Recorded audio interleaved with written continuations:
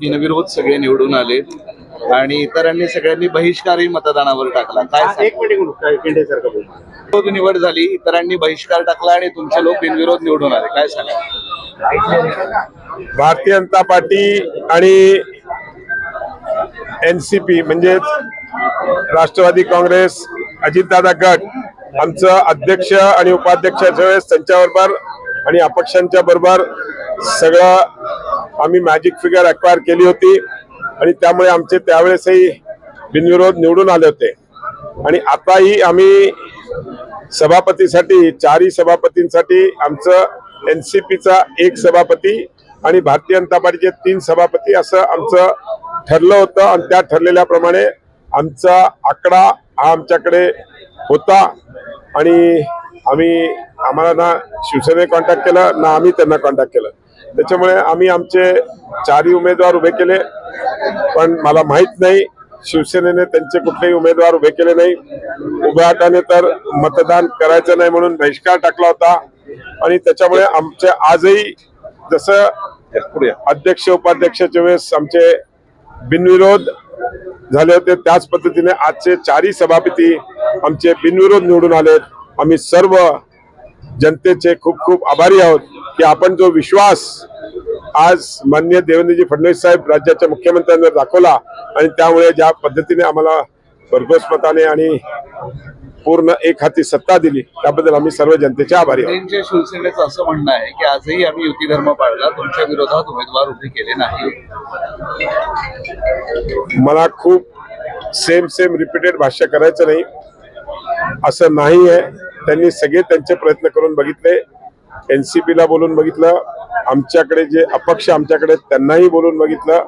पण एक विश्वास जो राज्याचे मुख्यमंत्री देवेंद्र फडणवीस साहेबांवर आहे त्याच्यावर विश्वास ठेवून अपक्ष आणि एनसीपी त्यांच्याबरोबर गेली नाही.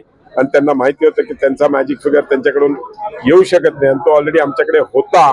त्यामुळे त्यांनी कुठल्याही प्रकारचा आमच्या विरुद्ध लढले नाही. भाजपचं हे मास्टर स्ट्रोक म्हणायचं की दोन्ही शिवसेना त्यांच्यात गुंतलेल्या राहिल्या, त्याही शिवसेना इकडे त्यांनाही हालचाल करता आली नाही, त्यांचे 2 सदस्य तुमच्या. असं नाही, मी आपल्याला मागच्या वेळेसही सांगितलं होतं शिवसेनेमध्ये आपसामध्ये सत्ता कोणाची यावरती एकमत होत नव्हतं, नावावर एकमत होत नव्हतं आणि म्हणून ते एकत्र येऊ शकले नाही.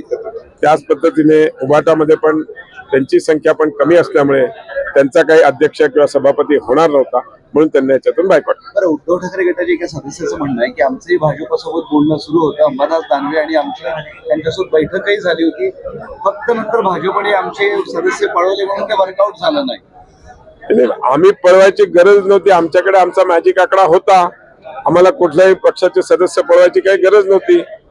आज उभाटाचे सदस्य त्यांच्याकडेच आहेत, त्यांची काल परवा मिटिंगही झाली, अन्य अध्यक्षांनी त्यांची मिटिंगही घेतली. पण त्यांच्या हे लक्षात आलं की आपले सदस्य इकडे तिकडे जाऊ नये म्हणून त्यांनी मतदानावर बहिष्कार टाकला. दानवेंसोबत काही बैठक झाली होती या संदर्भात? नाही, माझी काहीही बैठक दानवे साहेबांबरोबर झाली नाही आणि कुठलीही चर्चा आमची दोघांची या विषयावर झालेली नाही. त्यांचं असं आजही त्यांचे काही सदस्य तुम्ही 8 सदस्य तुमच्याच एका सहकार्याच्या घरी ठेवले होते असंही आरोप?